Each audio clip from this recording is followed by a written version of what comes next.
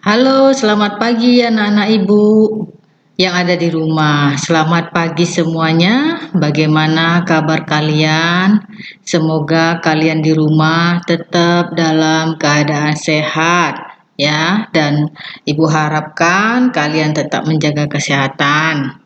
Oke, baik anak-anak ibu, sebelum kita memulai kegiatan pembelajaran kita hari ini, ada baiknya kita awali dengan doa.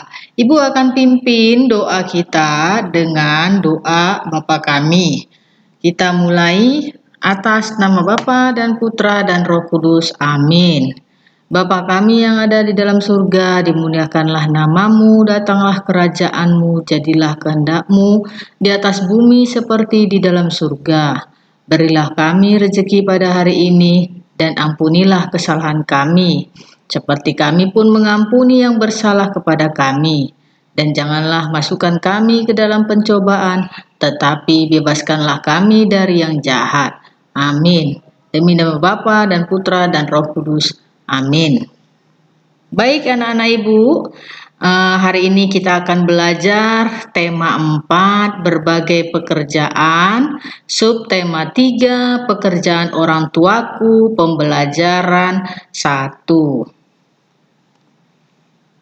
Hari ini kita akan belajar IPA, IPS, dan Bahasa Indonesia. Adapun tujuan pembelajaran kita yang pertama adalah menjelaskan penilaian terhadap cerita. Kemudian yang kedua, mengetahui pekerjaan orang tuaku. Dan yang ketiga, dampak pemanfaatan sumber daya alam yang tidak terkontrol. Baik anak-anak ibu, kita akan mulai pembelajaran bahasa Indonesia.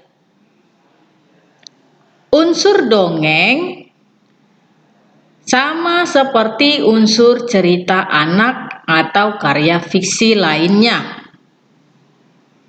Oke. Unsur dongeng itu meliputi tokoh, penokohan, latar, tema, amanat, alur, dan konflik. Unsur-unsur tersebut membangun dongeng dari dalam intrinsik. Unsur-unsur tersebut itu menjadi aspek penting dalam penilaian atau dalam membuat sebuah cerita. Oke. Nah, anak-anak ibu yang ada di rumah, kalian harus membaca cerita dongeng yang ada di buku tema 4 ya, subtema 3 di pembelajaran 1 halaman 73. Di sana ada dongeng cerita Jago Mata Angin. Supaya kamu bisa menentukan judulnya apa, kemudian ceritanya bagaimana, tokohnya siapa saja, bagaimana sifat-sifat tokohnya, dan apa saja pesan moralnya. Kita lihat setelah kamu nanti membaca cerita Jago Mata Angin, kamu bisa menentukan ya. Judulnya sudah jelas adalah Jago Mata Angin. Kemudian tokohnya siapa saja ya. Tokohnya di sana ada 4 orang, yaitu Prinil, ayam jantan atau yang disebut dengan si Jago Mata Angin, Kaisar Mingo, dan Songo Sangsang. Nah, bagaimana menentukan awal ceritanya? Awal ceritanya itu adalah di pinggir negeri Mata Angin tinggallah seorang gadis kecil yang bernama Prinil. Nah, bagaimana sifat-sifat tokoh yang kita sebutkan tadi? Nah, Prinil adalah anak yang baik dan rajin merawat ayam peliharaannya. Kaisar Mingo itu adalah serakah. Songo Sangsang itu suka menolong. Oke. Latarnya atau tempatnya di mana? Ya, di sebuah istana, kemudian ada sangkar kaca. Bagaimana akhir ceritanya? Akhir ceritanya adalah Kaisar Mingo tidak dapat bercerita dan hanya dapat berkotek-kotek seperti ayam betina.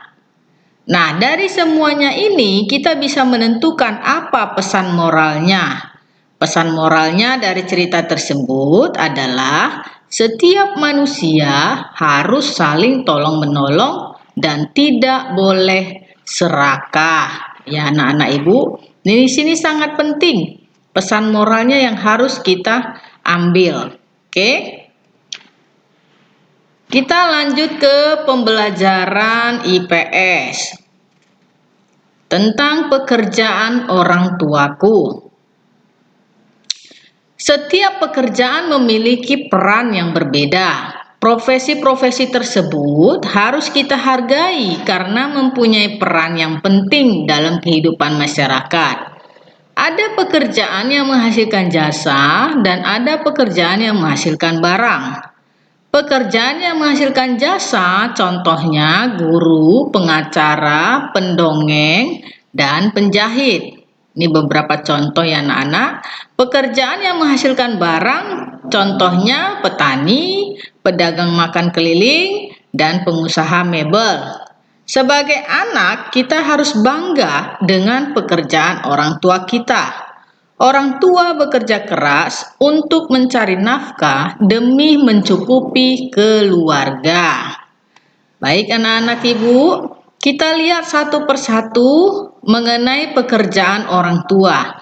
Mungkin di antara anak-anak Ibu ada orang tuanya yang berprofesi atau yang memiliki pekerjaan sebagai guru. Ya. Kemudian kita lihat.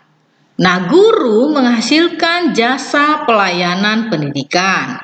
Sumber daya alam yang dimanfaatkannya adalah kayu sebagai pembuatan papan tulis, kertas, dan pensil. Kemudian kita lihat contoh yang kedua. Nah, kalau kita lihat petani, seorang petani ini biasanya pekerjaannya di daerah pedesaan. Kita lihat petani bekerja dengan mengolah lahan pertanian. Petani menyediakan bahan makanan seperti beras, sayuran, dan buah untuk memenuhi kebutuhan masyarakat. Kegiatan pertanian biasanya dilakukan di wilayah pedesaan. Kita lihat nelayan. Nah, seorang nelayan ini bekerja dengan memanfaatkan sumber daya kelautan. Hasil tangkapan nelayan itu antara lain ikan, cumi, udang, dan kepiting. Nah, nelayan juga memanfaatkan rumput laut dan kayu. Kayunya ini digunakan sebagai bahan untuk pembuatan perahu. Kita lihat yang keempat, contoh yang keempat adalah seorang masinis. Masinis ini adalah bekerja di bidang jasa pelayanan transportasi. Jadi orang yang menjalankan kereta api disebut dengan masinis. Oke. Tugas masinis menjalankan kereta api untuk mengantar penumpang ke tempat tujuan. Sumber daya alam yang dimanfaatkan oleh masinis adalah aluminium dan baja. Sebagai bahan pembuatan gerbong kereta, aluminium dan baja diperoleh dari kegiatan penambangan. Nah, kamu telah mengetahui sumber daya alam yang dapat dimanfaatkan dalam berbagai pekerjaan. Oleh karena itu, kita sebaiknya menjaga dan memanfaatkan sumber daya alam di wilayah kita masing-masing dengan bijak. Air, tanah, dan tanaman di sekitar kita merupakan sumber daya alam yang harus kita jaga kelestariannya. Sekarang kita lihat pelajaran IPA. Kita akan membahas bagaimana dampak pemanfaatan sumber daya alam yang tidak terkontrol. Kita lihat di sini gambarnya adalah gambar seorang yang melakukan penebangan pohon. Oke. Nah, di Indonesia memiliki potensi sumber daya alam yang melimpah. sumber daya alam tersebut dapat dimanfaatkan secara optimal dengan cara yang semestinya.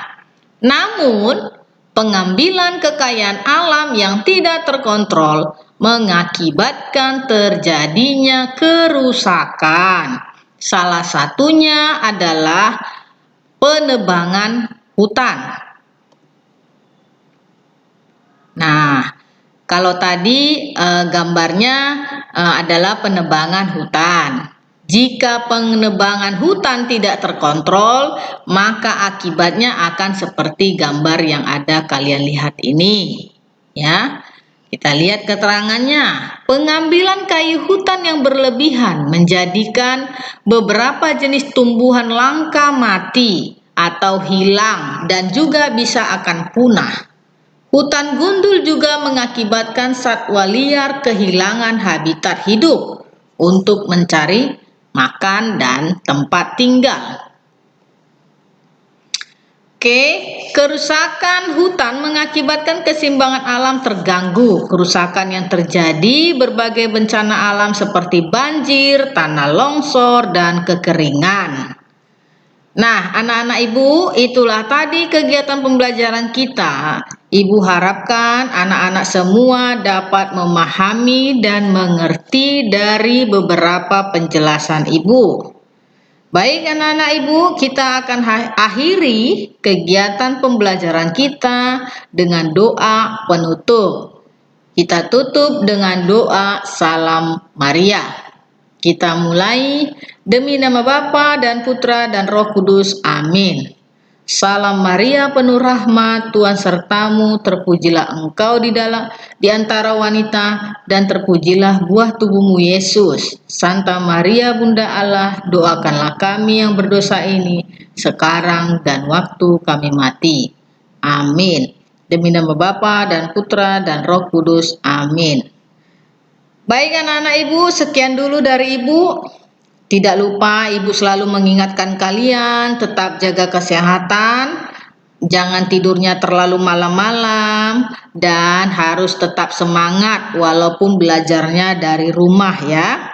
Oke, terima kasih anak-anak ibu dan salam sehat.